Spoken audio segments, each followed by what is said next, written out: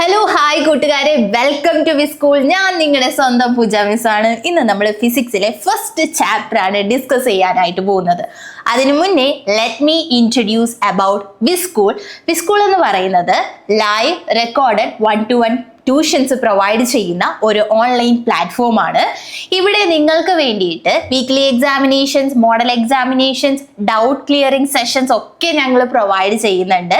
ഇനി വേവിധ ആപ്പിലൂടെ V school course join ചെയ്യുന്നത് വഴി നിങ്ങൾക്ക് PDF നോട്ട്സ്, വളരെ ക്ലിയർ ആയിട്ടുള്ള ടിപ്സ് ആൻഡ് ട്രിക്സ് ഒക്കെ ഇൻക്ലൂഡ് ചെയ്തിട്ടുള്ള PDF നോട്ട്സ് നിങ്ങൾക്ക് അവൈലബിൾ ആണ്.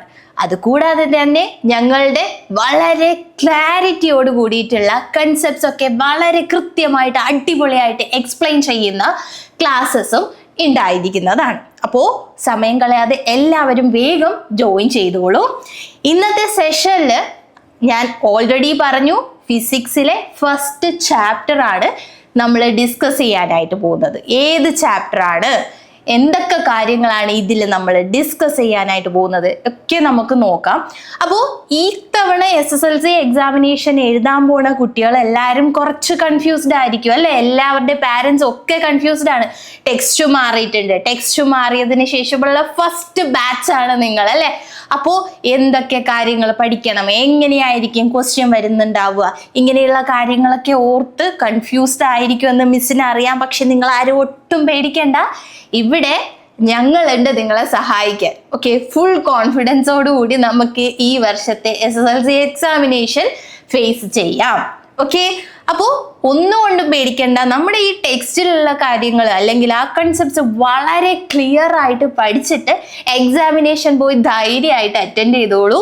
ഫുൾ മാർക്ക് നമുക്ക് പ്രതീക്ഷിക്കാം. ഓക്കെ, ഒന്നും തന്നെ ഒരു ചോദ്യം പോലും പുറത്തുനിന്ന് ഉണ്ടാവില്ല. കംപ്ലീറ്റ് നമ്മുടെ ടെക്സ്റ്റിനുള്ളിലെ ക്വസ്റ്റ്യൻസ് തന്നെയായിരിക്കും വരുന്നത്. അപ്പോൾ ടെക്സ്റ്റിനുള്ളിൽ നിന്ന് ക്വസ്റ്റ്യൻസ് വരണം, അതിന് ആൻസർ ചെയ്യണമെങ്കിൽ ടെക്സ്റ്റിലെ കൺസെപ്റ്റ്സ് വളരെ കൃത്യമായിട്ട് നമ്മൾ പഠിച്ചിരിക്കണം അല്ലേ? അപ്പോൾ ടെക്സ്റ്റിലെ കൺസെപ്റ്റ്സ് വളരെ കൃത്യമായിട്ട് നിങ്ങളിലേക്ക് എത്തിക്കുക എന്നതാണ് ഞങ്ങളുടെ ഡ്യൂട്ടി. അത് എത്രത്തോളം ക്ലിയർ ആയിട്ട് നിങ്ങളിലേക്ക് എത്തിക്കാൻ പറ്റും എന്നുള്ളത് നമ്മൾ വളരെ ക്ലിയർ ആയിട്ട് ഡിസ്കസ് ചെയ്തിട്ട് ഇവിടെ നിങ്ങൾക്ക് വേണ്ടിയിട്ട് വളരെ എക്സലൻ്റ് ആയിട്ടുള്ള ക്ലാസ്സസ് ആണ് വി സ്കൂൾ പ്രൊവൈഡ് ചെയ്യാനായിട്ട് പോകുന്നത്.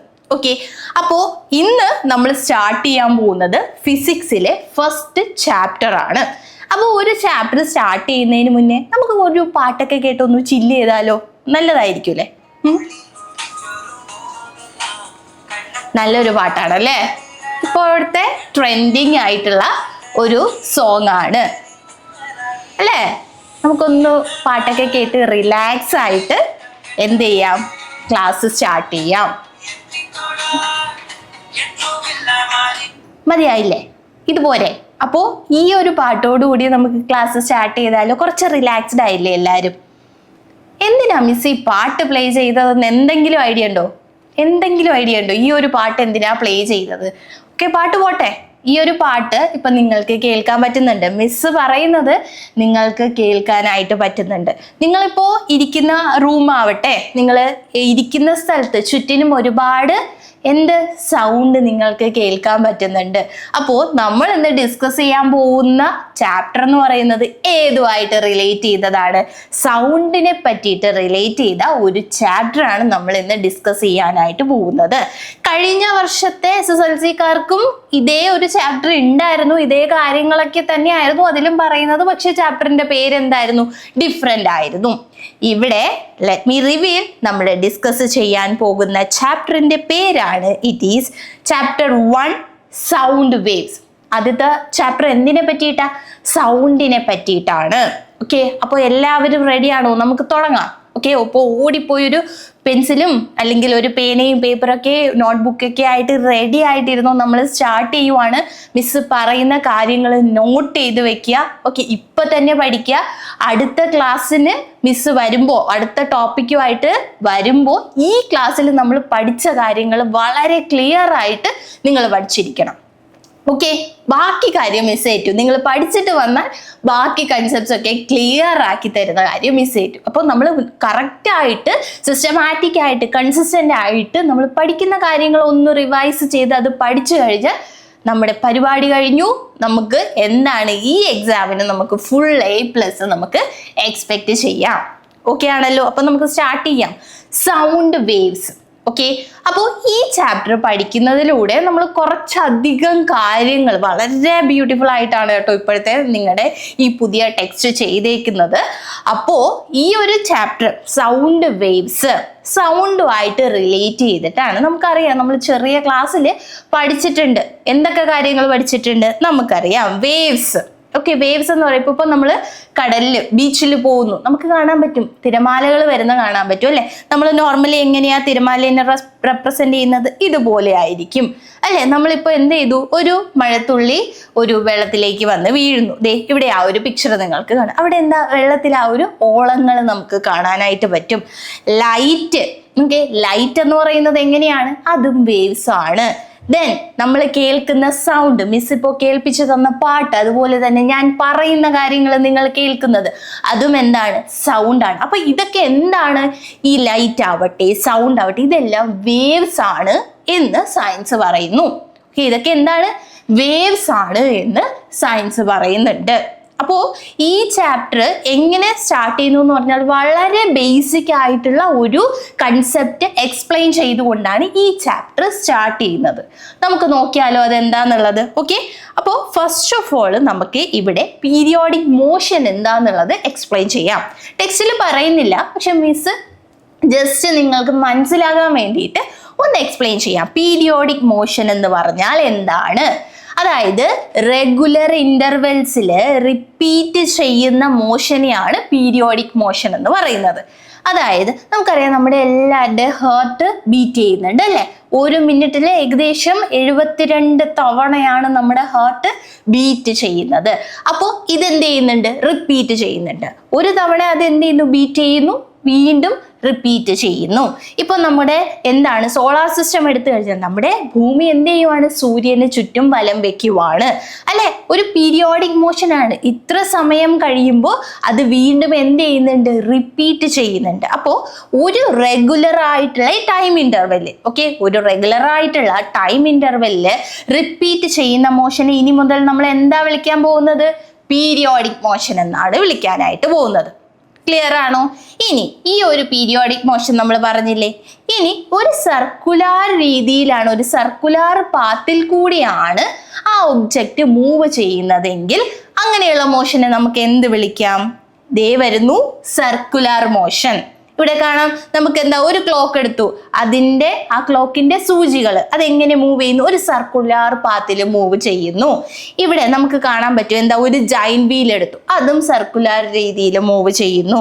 സോളാർ സിസ്റ്റത്തിന് ചുറ്റും, നമ്മുടെ സണ്ണിന് ചുറ്റും പ്ലാനറ്റ്സ് റിവോൾവ് ചെയ്യുന്നത് ഒരു സർക്കുലാർ മോഷനിലാണ്. അപ്പോൾ എന്താണ്? ഒരു സർക്കുലാർ പാത്തിൽ ഒബ്ജക്റ്റ് മൂവ് ചെയ്ത് കഴിഞ്ഞാൽ അതിനെ നമുക്ക് സർക്കുലാർ മോഷൻ എക്സിക്യൂട്ട് ചെയ്യുന്നു എന്ന് പറയാനായിട്ട് സാധിക്കും അല്ലേ? ക്ലിയർ ആയോ? മനസ്സിലായോ? അപ്പോൾ ഇവിടെ ഈ ഒരു ക്ലോക്കിന്റെ കേസ്, ഫസ്റ്റ് കേസ് നമ്മൾ എടുക്കുവാണെങ്കിൽ നിങ്ങൾക്ക് കാണാം, ഇപ്പോൾ ഇന്ന് 7 മണിയായി, നാളെയും 7 മണിയാവും, മറ്റന്നാളും 7 മണിയാവും. അപ്പോൾ ആ ഒരു സൂചിയുടെ മൂവ്മെന്റ് എന്ന് പറയുന്നത് സർക്കുലാർ മോഷനിലാണ്. അതുപോലെ തന്നെ അതൊരു പീരിയോഡിക് മോഷനും അല്ലേ? കാര്യം അത് എന്ത് ചെയ്യുന്നുണ്ട്? റെഗുലർ ഇന്റർവെൽസിൽ റിപ്പീറ്റ് ചെയ്യുന്നുണ്ട്. നാളെ 7 മണിയാകും, മറ്റന്നാളും 7 മണിയാകും, അതിന്റെ പിറ്റേന്ന് 7 മണിയാകും അല്ലെ? അപ്പോൾ ഇത് പീരിയോഡിക് മോഷനുമാണ്. അതുപോലെ തന്നെ ഈ സൂചികൾ മൂവ് ചെയ്യുന്നത് എങ്ങനെയാണ്? സർക്കുലാർ മോഷനിലുമാണ്. ഓക്കെ, അപ്പോൾ സർക്കുലാർ മോഷൻ എന്താ, പീരിയോഡിക് മോഷൻ എന്താന്നുള്ളത് ക്ലിയർ ആയിട്ട് മനസ്സിലായല്ലോ. റെഗുലർ ഇന്റർവെല്ലിൽ റിപ്പീറ്റ് ചെയ്യുന്ന മോഷൻ പീരിയോഡിക് മോഷൻ ആണ്. സർക്കുലാർ പാത്തിൽ എന്ത് ചെയ്തു? അത് മൂവ് ചെയ്താൽ അതിനെ നമുക്ക് സർക്കുലാർ മോഷൻ എന്നും പറയാം. ക്ലിയർ അല്ലേ? ഇതുവരെ അടിപൊളിയായിട്ട് മനസ്സിലായല്ലോ. ഓക്കെ, ഇനി എന്താന്ന് നോക്കാം. ഇനി മിസ് ഒരു ബേസിക് ആയിട്ടുള്ള കാര്യത്തിൽ നിന്ന് നമ്മുടെ മെയിൻ കൺസെപ്റ്റിലോട്ട് വരുവാണ്. ഓക്കെ, അപ്പൊ ഇവിടെ നമുക്ക് കാണാൻ പറ്റും വെള്ളത്തിൽ ഉണ്ടാകുന്ന ഓളങ്ങൾ. കണ്ടില്ലേ? വെള്ളത്തിൽ ഉണ്ടാവുന്ന ഓളങ്ങൾ. ഈ ഓളങ്ങൾ ഞാനൊന്ന് സൂം ചെയ്യുവാണേ. ഈ ഒരു എന്താണ് ഓളം ഞാൻ എടുക്കുവാണ്. ഓക്കെ, സോ ഹിയർ ഇത് സൂം ചെയ്യുന്നു. നിങ്ങൾക്ക് കാണാലോ, ഇവിടെ എന്ത് ചെയ്യുന്നു? ആ വെള്ളത്തിന്റെ സർഫസിലൂടെ ഓളങ്ങൾ ഇങ്ങനെ പോവുകയാണ്, ഒരു വേവ്സ് പോലെ പോവുകയാണ്. ഓക്കെ, അവിടെ എന്തുണ്ട്? ഏതൊരു സബ്സ്റ്റൻസ് എടുത്താലും അവിടെ നിറയെ പാർട്ടിക്കിൾസ് ഉണ്ട്. അപ്പൊ ഈ പാർട്ടിക്കിൾസിനും അവിടെ എന്തുണ്ട്? ഒരു മൂവ്മെന്റ് ഉണ്ട്. ഇനി മിസ് ഇതിനെ കുറച്ചുകൂടി ഒന്ന് സൂം ചെയ്യുക. ആദ്യം നമ്മൾ ഒരു വലിയ എന്താണ് വാട്ടർ ബോഡി എടുത്തു, അവിടെ ഉണ്ടാവുന്ന ഓളം എടുത്തു. മിസ് ഒന്ന് സൂം ചെയ്തപ്പോൾ അവിടെ ഉണ്ടാവുന്ന വേവ്സും ആ പാർട്ടിക്കിൾസും കൂടി നമുക്കിപ്പോൾ കാണാൻ പറ്റും അല്ലേ? ഇനി മിസ് കുറച്ചുകൂടി സൂം ചെയ്യുവാണ്. ഞാൻ ആ പാർട്ടിക്കിൾസിലേക്കൊന്ന് സൂം ചെയ്ത് പോവാണ്. അപ്പൊ എന്ത് കാണാൻ പറ്റുന്നു? ഇവിടെ എന്ത് ചെയ്യുവാണ് ആ പാർട്ടിക്കിൾസ്? വൈബ്രേറ്റ് ചെയ്യുവാണ് അല്ലേ? ഇവിടെ ആ പാർട്ടിക്കിൾസ് വൈബ്രേറ്റ് ചെയ്തുകൊണ്ടിരിക്കുവാണ്. ഈ വൈബ്രേറ്റ് ചെയ്ത പാർട്ടിക്കിൾസ്, ഓക്കെ, ഒരു കൂട്ടം പാർട്ടിക്കിൾസ് ഇരുന്ന് വൈബ്രേറ്റ് ചെയ്യുവാണേ. ഞാൻ ഒന്നുകൂടി അതിനെ ഒന്ന് സൂം ചെയ്തു. അപ്പൊ എന്ത് ചെയ്യുവാണ്? എനിക്ക് കാണാൻ പറ്റി ആ പാർട്ടിക്കിൾസ് എങ്ങനെ മൂവ് ചെയ്യുന്നു. ഒരു പൊസിഷനിൽ നിന്ന് വേറൊരു പൊസിഷനിലേക്ക് പോകും, തിരിച്ചു വരും. ഓക്കെ, അങ്ങനെ അങ്ങോട്ടും ഇങ്ങോട്ടുമാണ് ഇത് മൂവ് ചെയ്യുന്നതെന്ന് എനിക്ക് മനസ്സിലായി. അപ്പൊ നമ്മൾ വേവ് എടുത്തു, വേവിനെ സൂം ചെയ്തപ്പോൾ ഓക്കെ അവിടെ പാർട്ടിക്കിൾസ് ആണ് മൂവ് ചെയ്യുന്നതെന്ന് മനസ്സിലായി. കുറച്ചുകൂടി നമ്മളൊന്ന് സൂം ചെയ്ത് നോക്കിയപ്പോൾ പാർട്ടിക്കിൾസിന്റെ വൈബ്രേഷൻ ആണ് അവിടെ നടക്കുന്നതെന്ന് നമുക്ക് മനസ്സിലായി. ഇനി അതിൽ ഒരു പാർട്ടിക്കിളിനെ എടുത്തപ്പോഴോ എങ്ങനെയാണ് അത് വൈബ്രേറ്റ് ചെയ്യുന്നത്, എങ്ങനെയാണ് കൂട്ടമായിട്ടിരുന്ന് വൈബ്രേറ്റ് ചെയ്യുന്നത് എന്ന് നമുക്ക് മനസ്സിലാവുന്നത്. ഒരു പാർട്ടിക്കിൾ എടുക്കുമ്പോൾ അത് എങ്ങനെ മൂവ് ചെയ്യുന്നു? അങ്ങോട്ടും ഇങ്ങോട്ടും മൂവ് ചെയ്യുന്നതായിട്ട് നമുക്ക് കാണാൻ സാധിച്ചു അല്ലേ? അപ്പോ ഇവിടെ നമ്മൾ ഇന്ന് പഠിക്കാൻ പോകുന്നത്, നമ്മൾ പറഞ്ഞില്ലേ സൗണ്ട് വേവ്സിനെ കുറിച്ചാണ് ഈ ചാപ്റ്ററിൽ ഉള്ളത്. പക്ഷേ വേവ്സ് എവിടെ നിന്ന് തുടങ്ങുന്നു? ഈ ഒരു പാർട്ടിക്കിളിന്റെ അങ്ങോട്ടും ഇങ്ങോട്ടും ഉള്ള മൂവ്മെന്റിൽ നിന്നാണ് നമ്മൾ പഠിക്കാൻ പോകുന്നത്. അപ്പോൾ ഈ ഒരു മൂവ്മെന്റിൽ നിന്ന് സ്റ്റാർട്ട് ചെയ്ത് സൗണ്ട് വേവ്സിലേക്ക് നമ്മൾ എത്തുന്നു. ബേസിക് ആയിട്ടുള്ള കൺസെപ്റ്റ്സ് പഠിച്ചാണ് നമ്മൾ എന്ത് ചെയ്യുന്നത്? മെയിൻ പോയിന്റ്സിലേക്ക് എത്തുന്നത്. അപ്പോൾ നമുക്ക് ഈ അങ്ങോട്ടും ഇങ്ങോട്ടും ഉള്ള ഈ മൂവ്മെന്റ് എന്താണെന്നുള്ളത് നോക്കാം. അതിനെ നമ്മൾ ഇനി മുതൽ വിളിക്കുന്ന പേരാണ്, എല്ലാവരും എഴുതിക്കോ, ഓസിലേഷൻ. ഓക്കെ, നമ്മൾ എല്ലാവരും ഒട്ടുമിക്ക പേരും ഊഞ്ഞാലാടാൻ ഇഷ്ടപ്പെടുന്നവരാണ്. ഊഞ്ഞാലിൽ നമ്മൾ എന്ത് ചെയ്യും? കയറിയിരിക്കും, എന്നിട്ട് മുന്നോട്ടാടും, അതുപോലെ തന്നെ പിന്നോട്ടും ആടും അല്ലേ? അപ്പൊ അവിടെ എന്താണ്? ഒരു കുട്ടി ദേ നോക്കിക്കേ, അത് മുന്നോട്ടാടുന്നുണ്ട്, അതുപോലെ തന്നെ പിന്നോട്ടും ആടുന്നുണ്ട്. അപ്പൊ അങ്ങോട്ടും ഇങ്ങോട്ടും ഓക്കെ ഒരു ഫിക്സ്ഡ് ആയിട്ടുള്ള ഒരു പോയിന്റിൽ എന്താണ് ഘടിപ്പിച്ചിട്ടുണ്ട്. അപ്പൊ അവിടെ നിന്ന് അങ്ങോട്ടും ഇങ്ങോട്ടും ഉള്ള ഈ ഒരു മൂവ്മെന്റിനെ നമുക്ക് എന്ത് വിളിക്കാം? ഓസിലേഷൻ. ദേ ഇവിടെ നോക്കിക്കേ, ഒരു ബോൾ, ഓക്കെ, ഒരു ത്രെഡും ഒരു ബോളും അതെന്ത് ചെയ്യുന്നുണ്ട്? ഇങ്ങോട്ട് മൂവ് ചെയ്യുന്നുണ്ട്, അതുപോലെ തന്നെ തിരിച്ചും മൂവ് ചെയ്യുന്നുണ്ട്. ഈ ഒരു മൂവ്മെന്റിനെയാണ് ഓസിലേഷൻ എന്ന് പറയുന്നത്. അപ്പോൾ ഓസിലേഷന്റെ എക്സ്പ്ലനേഷൻ അല്ലെങ്കിൽ ഡെഫിനിഷൻ എന്താന്നുള്ളത് നമുക്ക് നോക്കാം. ദേ വരുന്നു. ഓസിലേഷൻ എന്ന് പറയുമ്പോൾ ലെറ്റ് us എക്സ്പ്ലെയിൻ. ഇവിടെ നമ്മൾ എന്താ അങ്ങോട്ടും ഇങ്ങോട്ടും എന്നുള്ള വാക്കിന് പകരം ഇനി നമ്മൾ യൂസ് ചെയ്യുന്ന വേർഡാണ് ടു ആൻഡ് ഫ്രോ എന്ന് പറയുന്നത്. എന്താണ്? To and ഫ്രോ. അപ്പോൾ ഒരു ഒബ്ജക്റ്റിന്റെ ഈ ഒരു ടു ആൻഡ് ഫ്രോ മൂവ്മെന്റിനെയാണ് നമ്മൾ ഇനി മുതൽ ഓസിലേഷൻ എന്ന് പറയുന്നത്. ക്ലിയർ ആണോ? ഒരു ഒബ്ജക്റ്റിന്റെ ടു ആൻഡ് ഫ്രോ മോഷനെയാണ് ഓസിലേഷൻ എന്ന് പറയുന്നത്. ഇവിടെ ഈ ഒരു ഓസിലേഷൻ നമുക്കറിയാം, നമ്മൾ ഒരു ഊഞ്ഞാലാടാനായിട്ട് പോവുകയാണ്. ആ ഊഞ്ഞാലിലേക്ക് നമ്മൾ കയറിയിരുന്നു. ഓക്കെ, അപ്പോൾ ഇതാണ് ഊഞ്ഞാലെന്നുണ്ടെങ്കിൽ ഓക്കെ ഈ ഊഞ്ഞാലിലേക്ക് നമ്മൾ കയറിയിരുന്നു. അപ്പോൾ ഊഞ്ഞാലിന് എന്തെങ്കിലും മൂവ്മെന്റ് ഉണ്ടോ? ഇല്ല, നമ്മൾ സ്റ്റഡി ആയിട്ട് നിൽക്കുവാണ്. ഇവിടെ നോക്കിക്കേ, ഈ ഒരു പെൻഡുലം നമുക്ക് എടുക്കുവാണെങ്കിൽ എന്ത് ചെയ്യുന്നു? അത് ഈ ഒരു സ്ട്രെയിറ്റ് ലൈനിൽ വരുന്നില്ലേ? ആ പൊസിഷനെ, അതായത് എങ്കിൽ നമ്മൾ ഊഞ്ഞാലയിൽ കയറി ഇരുന്ന ഉടനെയുള്ള ആ ഒരു പൊസിഷൻ ഉണ്ടല്ലോ, അതിനെ നമുക്ക് എന്ത് പറയാം? അതിനെ ഇനി മുതൽ നമ്മൾ ഇക്വിലിബ്രിയം പൊസിഷൻ എന്നാണ് പറയുന്നത്. Equilibrium position. അപ്പൊ ദേ ഈ ഒരു കുട്ടി ഇവിടെ ഊഞ്ഞാലാടുന്നുണ്ടല്ലോ, ഈ കുട്ടി ഊഞ്ഞാലാടാണ്ട് സ്ട്രെയിറ്റ് നിൽക്കുവാണെങ്കിൽ, ഒരു മൂവ്മെന്റും ഇല്ലാണ്ട് ഒരു പോയിന്റിൽ സ്ട്രെയിറ്റ് നിൽക്കുവാണെങ്കിൽ, കയറി ഇരുന്ന ഉടനെ അല്ലെങ്കിൽ ആ ഊഞ്ഞാലയിൽ കയറി നിന്ന ഉടനെ തന്നെ അത് സ്ട്രെയിറ്റ് ആയിട്ട് നിൽക്കുന്ന ആ ഒരു പൊസിഷനെയാണ് ഇനി മുതൽ നമ്മൾ ഇക്വിലിബ്രിയം പൊസിഷൻ എന്ന് പറയുന്നത്. അപ്പോൾ ഈ ഒരു ബോൾ നിങ്ങൾക്ക് കാണാലോ, ഈ ഒരു ഫസ്റ്റ് പിക്ചറിൽ ഈ ഒരു സിമ്പിൾ പെൻഡുലം ഈ ഒരു പോയിന്റ് കണ്ടോ? ഓക്കെ, ഒരു ഡോട്ടഡ് ആയിട്ട് ഒരു സ്ട്രെയിറ്റ് ലൈൻ കാണിക്കുന്നു. അതിനെയാണ് ഇക്വിലിബ്രിയം പൊസിഷൻ എന്ന് പറയുന്നത്. ഓക്കെ, ഇക്വിലിബ്രിയം പൊസിഷനിൽ നിന്നും നമ്മൾ ഊഞ്ഞാലിൽ കയറിയിരുന്നു, ആ പൊസിഷനാണ് ഇക്വിലിബ്രിയം. എന്നിട്ട് എന്ത് ചെയ്യും? നമ്മൾ എങ്ങനെ ആടി തുടങ്ങുന്നത്? കുറച്ച് പിന്നിലേക്ക് പോയതിന് ശേഷം നമ്മൾ എന്ത് ചെയ്യും? ഒരു ഫോഴ്സ് കൊടുക്കുമ്പോൾ എന്താ? മുന്നിലേക്കും പിന്നിലേക്കും ഊഞ്ഞാലാടുന്നു. ഇങ്ങനെയാണ് നമ്മൾ നോർമലി ആടുന്നത്. അപ്പോൾ നമ്മൾ കയറി ഇരുന്ന ഉടനെയുള്ള ആ ഒരു സ്ട്രെയിറ്റ് ലൈൻ പൊസിഷൻ, അതിനെ നമുക്ക് ഇക്വിലിബ്രിയം പൊസിഷൻ എന്ന് പറയാം. ക്ലിയർ ആണല്ലോ? ഓക്കെ, അപ്പോൾ ഓസിലേഷൻ എന്ന് പറഞ്ഞാൽ year it is A periodic motion. Periodic motion എന്ന് പറഞ്ഞാൽ എന്താണ്? നമ്മൾ ആദ്യം പറഞ്ഞു, റെഗുലർ ഇന്റർവെൽസിൽ റിപ്പീറ്റ് ചെയ്യുന്ന മോഷനാണ് ഓസിലേഷൻ. പീരിയോഡിക് മോഷൻ അല്ലെ. റെഗുലർ ഇന്റർവെൽസിൽ റിപ്പീറ്റ് ചെയ്യുന്ന മോഷനാണ് പീരിയോഡിക് മോഷൻ. അപ്പോൾ ഓസിലേഷൻ എന്ന് പറയുന്നത് ഒരു പീരിയോഡിക് മോഷൻ ആണ്. അവിടെ എന്ത് സംഭവിക്കുന്നു? An object moves to and ഫ്രോ at regular intervals. നമ്മൾ പറഞ്ഞു ടു ആൻഡ് ഫ്രോ, അങ്ങോട്ടും ഇങ്ങോട്ടും അല്ലെ. അപ്പോൾ an object moves to and ഫ്രോ at regular intervals of time about its equilibrium position. അതിന്റെ ഇക്വിലിബ്രിയം പൊസിഷനെ അടിസ്ഥാനമാക്കിക്കൊണ്ട് എന്താ ഒരു ഒബ്ജക്റ്റിന്റെ ടു ആൻഡ് ഫ്രോ മോഷനെയാണ് ഓസിലേഷൻ. ഓസിലേഷൻ എന്ന് പറയുന്നത് എന്ത് മോഷനാണ്? അപ്പോൾ പീരിയോഡിക് മോഷനുമാണ്. അപ്പൊ ഇവിടുന്ന് എന്തൊക്കെ കാര്യങ്ങൾ നമ്മൾ പഠിച്ചു? ഓസിലേഷൻ എന്താണെന്ന് പഠിച്ചു. ഓസിലേഷൻ എന്ത് മോഷനാണ്? പീരിയോഡിക് മോഷനാണ്. എങ്ങനെയാണ് മൂവ്മെന്റ്? ഒബ്ജക്റ്റ് മൂവ് ചെയ്യുന്നത് എങ്ങനെയാണ്? To and fro with respect to its equilibrium position. Clear ആണോ? ടെക്സ്റ്റിൽ ഒരു ഇമേജ് ഇവിടെ ഉണ്ട്, മിസ് എക്സ്പ്ലെയിൻ ചെയ്യാം. ഇവിടെ നോക്കിക്കേ, ഈ O എന്ന് പറയുന്ന പോയിന്റ് ഇതാണ് എന്ത്? നമ്മുടെ equilibrium position.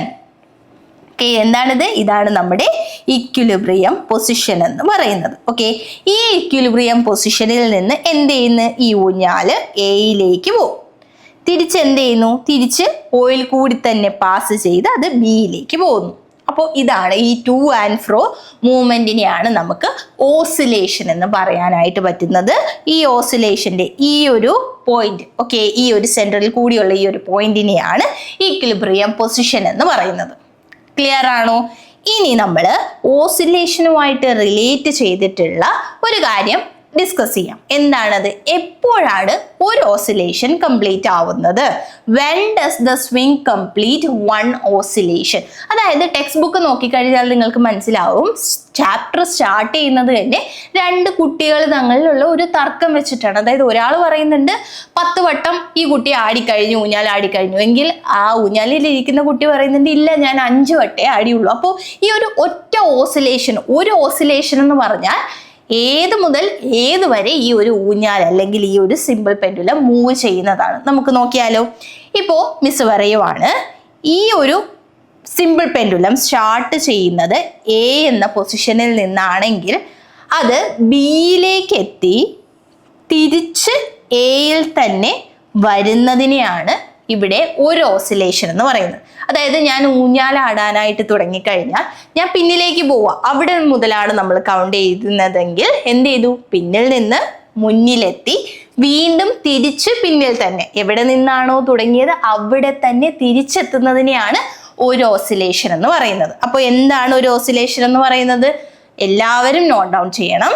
An oscillation is completed when the body returns to its initial position in the same direction from where it started. എവിടെ നിന്ന് തുടങ്ങിയോ അതേ ഡയറക്ഷനിൽ തന്നെ അവിടെ തന്നെ എന്ത് ചെയ്യുന്നു? ആ ഒരു ഒബ്ജക്റ്റ് തിരിച്ചെത്തുന്നതിനെയാണ് ഒരു ഓസിലേഷൻ എന്ന് പറയുന്നത്. ഓക്കെ, ഇപ്പോൾ ബിയിൽ നിന്നാണ് ഓസിലേഷൻ നടന്നതെങ്കിൽ, ബിയിൽ നിന്നാണ് നമ്മൾ കൗണ്ട് ചെയ്യുന്നതെങ്കിൽ ബിയിൽ നിന്ന് സ്റ്റാർട്ട് ചെയ്യുന്നു, എവിടെ എത്തണം? എയിലെത്തി തിരിച്ചത് ബിയിലെത്തുന്നതിനെയാണ് ഒരു ഓസിലേഷൻ എന്ന് പറയുന്നത്. ഓക്കെ, ഇനി നമ്മൾക്ക് എന്താ ഇക്വിലിബ്രിയം പോയിന്റ് ആയിട്ടുള്ള O, ഓക്കെ, ഇവിടെ ഇക്വിലിബ്രിയം പോയിന്റ് ഈ O ആയിട്ട് എടുത്തു കഴിഞ്ഞാൽ ഈ ഇക്വിലിബ്രിയം പോയിന്റിൽ നിന്ന് നമുക്ക് കാൽക്കുലേറ്റ് ചെയ്യാം. എങ്ങനെ കാൽക്കുലേറ്റ് ചെയ്യാം? ഈ പെൻഡുലം ദേ ഇക്വിലിബ്രിയം പോയിന്റിൽ എത്തി, എന്നിട്ട് എവിടെ പോയി? ബിയിൽ പോയി, തിരിച്ച് ഓയിൽ വന്നു, എയിലേക്ക് എത്തി, തിരിച്ച് വീണ്ടും എവിടെ വന്നു? ഓയിൽ വന്നു. അതായത് ഓയിൽ നിന്ന് സ്റ്റാർട്ട് ചെയ്തു, ബിയിലേക്ക് എത്തി, തിരിച്ച് ഓയിൽ വന്നു, എയിലേക്ക് പോയി, തിരിച്ച് ഓയിൽ വന്നു. അപ്പോൾ ഇക്വിലിബ്രിയം പൊസിഷനിൽ നിന്ന് സ്റ്റാർട്ട് ചെയ്താൽ ഒരു ഓസിലേഷൻ എന്ന് പറയുന്നത് സെൻട്രലിൽ നിന്ന് തുടങ്ങി, ഓക്കെ, O ഇതാണെങ്കിൽ ഓയിൽ നിന്ന് സ്റ്റാർട്ട് ചെയ്ത് എയിലേക്ക് പോയി, എന്നിട്ട് എന്താ? തിരിച്ച് ഓയിലെത്തി, ബിയിലേക്ക് പോയി, തിരിച്ച് ഓയിലെത്തുന്നതിനെയാണ് എന്തെന്ന് പറയുന്നത്? ഒരു ഓസിലേഷൻ എന്ന് പറയുന്നത്. മനസ്സിലായോ? So an oscillation is completed when the body returns to its initial position in the same direction from where it started. Clear അല്ലേ? എല്ലാവർക്കും മനസ്സിലായല്ലോ? നമുക്ക് നോക്കാം. ഓക്കെ, ഇനി എന്താണ് നമ്മൾ ഡിസ്കസ് ചെയ്യാൻ പോകുന്നത്? ഇനി ഈ ഓസിലേഷനുമായിട്ട് ബന്ധപ്പെട്ട 3 കാര്യങ്ങൾ നമ്മൾ വളരെ വ്യക്തമായിട്ട് മനസ്സിലാക്കണം. ഇത് ഓസിലേഷന്റെ കേസിൽ മനസ്സിലാക്കിയെങ്കിൽ മാത്രമേ ഇനി വേവ്സ് പഠിക്കുമ്പോൾ നമുക്ക് കുറച്ചുകൂടി മനസ്സിലാവുള്ളൂ. ഓക്കെ, അപ്പോൾ ഓസിലേഷനുമായിട്ട് റിലേറ്റ് ചെയ്തിട്ടുള്ള 3 കാര്യങ്ങൾ ഏതൊക്കെയാണ്? ആംപ്ലിറ്റ്യൂഡ്, പീരീഡ്, അതുപോലെ തന്നെ ഫ്രീക്വൻസി. ഓക്കെ, നമുക്ക് ഓരോന്നായിട്ട് നോക്കാം. ആദ്യം നമുക്ക് എന്താണ് ആംപ്ലിറ്റ്യൂഡ് എന്ന് നോക്കാം. ആംപ്ലിറ്റ്യൂഡ് എന്ന് പറയുമ്പോൾ ഇക്വിലിബ്രിയം പൊസിഷനിൽ നിന്ന് ഒരറ്റത്തേക്ക് മാക്സിമം എത്ര ഡിസ്റ്റൻസ് ഉണ്ട് അതിനെയാണ് ആംപ്ലിറ്റ്യൂഡ് എന്ന് പറയുന്നത്. അതായത് O ആണല്ലോ ഇക്വിലിബ്രിയം പൊസിഷൻ എന്ന് പറയുന്നത്.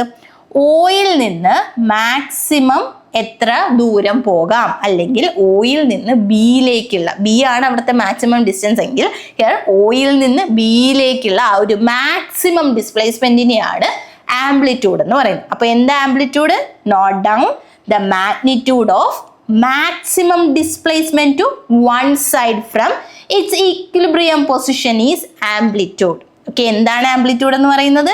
ഒരു സൈഡിൽ നിന്നും അല്ലെങ്കിൽ ഇക്വിലിബ്രിയം പൊസിഷനിൽ നിന്നും ഒരു സൈഡിലേക്കുള്ള മാക്സിമം ഡിസ്പ്ലേസ്മെന്റ് ആണ് ആംപ്ലിറ്റ്യൂഡ്. ആംപ്ലിറ്റ്യൂഡ് നമ്മൾ ഡിനോട്ട് ചെയ്യുന്നത് സ്മോൾ ലെറ്റർ എ വെച്ചിട്ടാണ്. The symbol of amplitude is A. അതിന്റെ SI യൂണിറ്റ് എന്ന് പറയുന്നത് എന്താണ്? മീറ്റർ ആണ്. അപ്പോൾ ആംപ്ലിറ്റ്യൂഡ് എന്താന്നുള്ളത് ഇനി മറന്നുപോവോ? ഇക്വിലിബ്രിയം പൊസിഷനിൽ നിന്ന് ഒരു സൈഡിലേക്കുള്ള മാക്സിമം ഡിസ്പ്ലേസ്മെന്റിനെയാണ് എന്തെന്ന് പറയുന്നത്? അവിടുത്തെ ആംപ്ലിറ്റ്യൂഡ് എന്ന് പറയുന്നത്. ക്ലിയർ അല്ലേ? ഇനി നമുക്ക് രണ്ടാമത്തത് എന്താന്ന് നോക്കാം. പീരീഡ്. പീരീഡ് എന്ന് പറഞ്ഞാൽ എന്താണ്? ഓരോ ഓസിലേഷന് എടുക്കുന്ന സമയമാണ് പീരീഡ് എന്ന് പറയുന്നത്. അതായത് ഇതിപ്പോൾ ഒരു സിമ്പിൾ പെൻഡുലം ആണെങ്കിൽ ഇത് ഓരോ ഓസിലേഷൻ ഇവിടെ നിന്ന് നമ്മൾ സ്റ്റാർട്ട് ചെയ്യുവാണെങ്കിൽ ഇത് A ആണെന്നുണ്ടെങ്കിൽ ഇവിടെ നിന്ന് സ്റ്റാർട്ട് ചെയ്ത് ഇവിടെ എത്തി തിരിച്ച് ഇവിടെ എത്താൻ എടുക്കുന്ന സമയം, ഒരു ഓസിലേഷന് വേണ്ടുന്ന സമയത്തിന് ഇനി മുതൽ നമ്മൾ എന്ത് പറയും? പീരീഡ് എന്ന് പറയും. The time taken for one oscillation is called period. പീരീഡിന്റെ സിമ്പിൾ എന്താ? Capital T. Okay, time period എന്ന് നമുക്ക് വേണമെങ്കിൽ പറയാം. പീരീഡിന്റെ സിമ്പിൾ ക്യാപിറ്റൽ T ആണ്. അതിന്റെ SI യൂണിറ്റ് എന്ന് പറയുന്നത് എന്താണ്? സെക്കൻഡ് ആണ് അതിന്റെ SI യൂണിറ്റ് എന്ന് പറയുന്നത്. ടൈം അല്ലേ, SI യൂണിറ്റ് എന്തായിരിക്കും? സെക്കൻഡ് തന്നെ ആയിരിക്കും. അപ്പോൾ എന്താണ് പീരീഡ്? ഒരു ഓസിലേഷൻ. ഓക്കെ, ഇപ്പോൾ എയിൽ നിന്ന് സ്റ്റാർട്ട് ചെയ്ത് കഴിഞ്ഞാൽ എയിലേക്ക് തന്നെ തിരിച്ചെത്താൻ എടുക്കുന്ന സമയം, ഒരു ഓസിലേഷൻ എടുക്കുന്ന സമയത്തിനെയാണ് പീരീഡ് എന്ന് പറയുന്നത്. ഓക്കെ, ക്ലിയർ ആണല്ലോ? അടുത്തത് പറയട്ടെ മിസ്. ഇനി അടുത്ത ഒരു കാര്യമാണ് ഫ്രീക്വൻസി. ഫ്രീക്വൻസി എന്ന് പറഞ്ഞു കഴിഞ്ഞാൽ ഒരു സെക്കൻഡിൽ, അവിടെ സമയമുണ്ട്, ഒരു സെക്കൻഡിൽ എത്ര തവണ ഓസിലേറ്റ് ചെയ്യുന്നു അതിനെയാണ് എന്തെന്ന് പറയുന്നത്? ഫ്രീക്വൻസി എന്ന് പറയുന്നത്. നമുക്ക് നോക്കാം. The number of oscillations in 1 second is called frequency. ഞാൻ ഒരു സെക്കൻഡ് എടുത്തു, എത്ര വട്ടം ഇവിടെ നിന്ന് അല്ലെങ്കിൽ എത്ര ഓസിലേഷൻസ്, ഓക്കെ, ഒരു സെക്കൻഡിൽ ഈ ഒരു ബോഡി എത്ര തവണ അങ്ങോട്ടും ഇങ്ങോട്ടും എത്ര തവണ ഓസിലേറ്റ് ചെയ്യുന്നു. Okay, number of oscillations in 1 second, അതിനെയാണ് ഫ്രീക്വൻസി എന്ന് പറയുന്നത്. ഫ്രീക്വൻസിയുടെ SI യൂണിറ്റ് എന്താ? ഹെർട്സ് ആണ് ഫ്രീക്വൻസിയുടെ SI യൂണിറ്റ്. എന്താ ഡിനോട്ട് ചെയ്യുന്ന ലെറ്റർ എന്ന് പറയുന്നത്? സ്മോൾ ലെറ്റർ F ആണ്. അപ്പൊ നമുക്ക് ഈ പഠിച്ച 3 കാര്യങ്ങൾ ഒന്നുകൂടെ പറഞ്ഞാലോ? എന്താണ് ആംപ്ലിറ്റ്യൂഡ് എന്ന് പറയുന്നത്? ആംപ്ലിറ്റ്യൂഡ് എന്ന് പറയുമ്പോൾ ഇക്വിലിബ്രിയം പൊസിഷനിൽ നിന്ന് ഒരു എൻഡിലേക്കുള്ള മാക്സിമം ഡിസ്പ്ലേസ്മെന്റിനെയാണ് നമുക്ക് എന്ത് പറയുന്നത്? ആംപ്ലിറ്റ്യൂഡ് എന്ന് പറയുന്നത്. ഇനി ഒരു കംപ്ലീറ്റ് ഓസിലേഷൻ ഇവിടെ നിന്ന് സ്റ്റാർട്ട് ചെയ്ത് തിരിച്ച് ഈ ബോഡി ഇവിടെ തന്നെ എത്താൻ എടുക്കുന്ന സമയം, അതിനെയാണ് പീരീഡ് എന്ന് പറയുന്നത്. ഓക്കെ, ഒരു കംപ്ലീറ്റ് ഓസിലേഷൻ എടുക്കുന്ന സമയത്തെയാണ് പീരീഡ് എന്ന് പറയുന്നത്, ഡിനോട്ടഡ് ബൈ ക്യാപിറ്റൽ T. ഇനി ഒരു സെക്കൻഡ്, ഓക്കെ, ഒരു സെക്കൻഡിൽ എത്ര നമ്പർ ഓഫ് ഓസിലേഷൻസ് നടക്കുന്നു അതിനെയാണ് നമ്മൾ ഫ്രീക്വൻസി എന്ന് പറയുന്നത്. Frequency is denoted by small letter F. Clear ആണോ? സിമ്പിൾ കാര്യങ്ങളല്ലേ, മനസ്സിലായില്ലേ? ഓക്കെ, ഇനി എന്താന്നുള്ളത് നമുക്ക് നോക്കാം. ഓക്കെ, പീരീഡും അതുപോലെ തന്നെ ഫ്രീക്വൻസിയും എങ്ങനെ കണ്ടുപിടിക്കാം? പീരീഡ് എന്ന് പറയുന്നത് total time divided by number of oscillations ആണ്. ടോട്ടൽ ടൈം ഇപ്പോൾ നമുക്ക് പീരീഡ് T ആണെന്നുണ്ടെങ്കിൽ, പീരീഡ് ക്യാപിറ്റൽ T ആണെന്നുണ്ടെങ്കിൽ total time T by N number of oscillation ചെയ്യുമ്പോൾ നമുക്ക് എന്ത് കിട്ടും? പീരീഡ് കിട്ടും. ഇനി ഫ്രീക്വൻസി കണ്ടുപിടിക്കാൻ എന്താണ്? തിരിച്ച് number of oscillation by time, number of oscillation by total time ചെയ്യുമ്പോൾ നമുക്ക് ഫ്രീക്വൻസി കിട്ടും. പീരീഡ് കണ്ടുപിടിക്കാൻ എങ്ങനെയാണ്? Total time by number of oscillations. അതായത് ഒന്ന് small T by small N ആണെങ്കിൽ ഫ്രീക്വൻസി എന്ന് പറയുന്നത് small N by small T. അതായത് ഒന്നിന്റെ റെസിപ്രോക്കൽ ആണ് മറ്റേത് അല്ലെ. അപ്പൊ അവർക്ക് എന്തെങ്കിലും ഒരു റിലേഷൻ ഉണ്ടോ? ആർക്കൊക്കെ? ടൈം പീരീഡും അതുപോലെ തന്നെ ഫ്രീക്വൻസി. നമുക്ക് എല്ലാം നോക്കാം. ഇവിടെ നമുക്ക് ഈ ഒരു ഇക്വേഷൻ വെച്ചിട്ട് ടെക്സ്റ്റ് ബുക്കിലുള്ള ക്വസ്റ്റ്യൻസ് സോൾവ് ചെയ്യാം. If a pendulum takes 1 minute to complete 30 oscillation, 30 oscillations complete ചെയ്യാൻ എടുക്കുന്ന സമയമാണ് 1 minute എങ്കിൽ how long does it take to complete 1 oscillation? ഒരു ഓസിലേഷൻ എടുക്കുന്ന സമയം എത്രയാണ്? എന്താ കണ്ടുപിടിക്കാനുള്ളത്? ഇവിടെ നമുക്ക് കണ്ടുപിടിക്കാനുള്ളത് പീരീഡ് ആണ് കണ്ടുപിടിക്കാനുള്ളത്. പീരീഡ് എന്ന് പറയുന്നത് എന്താണ്? ടി ബൈ എൻ ആണ്. Total time by number of oscillations ആണ്. ടോട്ടൽ ടൈം എത്രയാണ്? 1 minute. 1 minute എന്ന് പറയുന്നത് എത്ര സെക്കൻഡ് ആണ്? 60 സെക്കൻഡ് ആണ്. സോ സെക്കൻഡിലേക്ക് നമ്മൾ മാറ്റണം. 1 into 60 divided by 30 which will be equal to 2 seconds. അപ്പോൾ ഒരു ഓസിലേഷനുള്ള സമയം എത്രയാണ്? ഒരു ഓസിലേഷന് 2 സെക്കൻഡ് ആണ് എടുക്കുന്നത്. നമുക്ക് ആൻസർ നോക്കിയാലോ? Let us check the answer. Time for 30 oscillation എന്ന് പറയുന്നത് എത്രയാ? 1 minute ആണ്. That means 60 second. അപ്പോൾ ഒരു ഓസിലേഷന്റെ സമയം എത്രയാ? 60 by 30 which is 2 seconds. ഇനി അടുത്ത ക്വസ്റ്റ്യൻ എന്താ? Find the number of oscillations the same pendulum completes in 1 second. Number of oscillations കണ്ടുപിടിക്കണം. നമ്പർ ഓഫ് ഓസിലേഷൻസ് എന്ന് പറയുന്നത് എന്താ? ഫ്രീക്വൻസി ആണ്. ഒരു സെക്കൻഡിലുള്ള നമ്പർ ഓഫ് ഓസിലേഷൻസ്. ക്ലിയർ ആണോ? അപ്പോൾ അതെങ്ങനെ കണ്ടുപിടിക്കും? Number of oscillations divided by total time എടുക്കുക. എങ്ങനെ കണ്ടുപിടിക്കാം? നമ്പർ ഓഫ് ഓസിലേഷൻസ് 1 മിനിറ്റിലുള്ളത് എത്രയാണ്? 30 ആണ്. എങ്കിൽ number of oscillation in 1 second എന്ന് പറയുന്നത് ഈ 30 divided by total time that is 60. 1/2 is equal to 0.5. അപ്പോൾ ഒരു സെക്കൻഡിലുള്ള ഓസിലേഷൻ എന്ന് പറയുമ്പോൾ അവിടെ അര ഓസിലേഷൻ 0.5 ഓസിലേഷൻസ് മാത്രമേ നടക്കുന്നുള്ളൂ. ഇനി ഒരു കംപ്ലീറ്റ് ഓസിലേഷന് വേണ്ടുന്ന സമയം എന്ന് പറയുന്നത് എത്രയാണ്? 2 സെക്കൻഡ് ആണ്. മനസ്സിലായോ? അപ്പോൾ 2 ഇക്വേഷൻസ് ഏതൊക്കെയാണ് നമ്മൾ പഠിച്ചത്? ടൈം പീരീഡ് എന്ന് പറയുന്നത് ടോട്ടൽ ടൈം ബൈ എന്നും ഫ്രീക്വൻസി എന്ന് പറയുന്നത് എൻ ബൈ ടി യു ആണ്. ഇനി മറന്നു പോവോ? എങ്ങനെ ഓർത്ത് വെക്കും? ദേ ടൈം പീരീഡ് ടി ആണെന്നുണ്ടെങ്കിൽ അതിൻ്റെ ഇക്വേഷൻ്റെയും എന്ത് വെച്ചിട്ടാണ് സ്റ്റാർട്ട് ചെയ്യുന്നത്? ടി, സ്മോൾ ടി വെച്ചിട്ടാണ്. രണ്ടും ടി ആണ്. ക്യാപിറ്റൽ ടിയും സ്മോൾ ടി രണ്ടും ടി വെച്ചിട്ടാണ് എന്ത് ചെയ്യുന്നത്? സ്റ്റാർട്ട് ചെയ്യുന്നത്. അപ്പോൾ ടൈം പീരീഡ് ക്യാപിറ്റൽ ടി ആണെങ്കിൽ എന്താ അത് കണ്ടുപിടിക്കാനുള്ള ഇക്വേഷനിലും ആദ്യം വരുന്നത് small T, total time by number of oscillation ആണ്. ഇനി ഇതിന്റെ റെസിപ്രോക്കൽ ആണ് എന്തെന്ന് പറയുന്നത്? ഫ്രീക്വൻസി എന്ന് പറയുന്നത്. ക്ലിയർ ആയോ? ഓക്കെ ആണല്ലോ? Now moving on. The change in frequency with the length of the pendulum. പെൻഡുലത്തിന്റെ ലെങ്ത് മാറുന്നതിനനുസരിച്ച് എന്ത് ചേഞ്ച് ആണ് ഫ്രീക്വൻസിക്ക് ഉണ്ടാവുന്നത്? നമുക്ക് നോക്കാം. ഇവിടെ നമ്മൾ ആദ്യം ഈ ഒരു ചെറിയ പെൻഡുലം, ബ്ലൂ കളർ പെൻഡുലം നോക്കിക്കേ. അതിനെന്താ? ആ പെൻഡുലത്തിന്റെ ലെങ്ത് കുറവാണ്. ലെങ്ത് കുറവായത് തന്നെ അത് എന്ത് ചെയ്യുന്നുണ്ട്? പെട്ടെന്ന് ഓസിലേറ്റ് ചെയ്യുന്നുണ്ട്. അപ്പോൾ ഒരു സെക്കൻഡിലുള്ള ഓസിലേഷൻസ് എടുത്തു കഴിഞ്ഞാൽ അത് കൂടുതലായിരിക്കും. കാര്യം അതെന്താ? പെട്ടെന്ന് ഓസിലേറ്റ് ചെയ്യുന്നുണ്ട്. അപ്പോൾ പെൻഡുലത്തിന്റെ ലെങ്ത് കുറവാണെങ്കിൽ അവിടെ ഫ്രീക്വൻസി കൂടുതൽ. ഫ്രീക്വൻസി എന്ന് പറഞ്ഞാൽ എന്താ? ഒരു സെക്കൻഡിലുള്ള നമ്പർ ഓഫ് ഓസിലേഷൻ. അപ്പോൾ ഒരു സെക്കൻഡിൽ ലെങ്ത് കുറവാണെങ്കിൽ അത് ഒത്തിരി വട്ടം എന്ത് ചെയ്യുന്നുണ്ട്? ഓസിലേറ്റ് ചെയ്യുന്നുണ്ട്. അപ്പോൾ നമുക്ക് പറയാം ലെങ്ത് കുറവാണെങ്കിൽ ഫ്രീക്വൻസി കൂടുതലാണ്.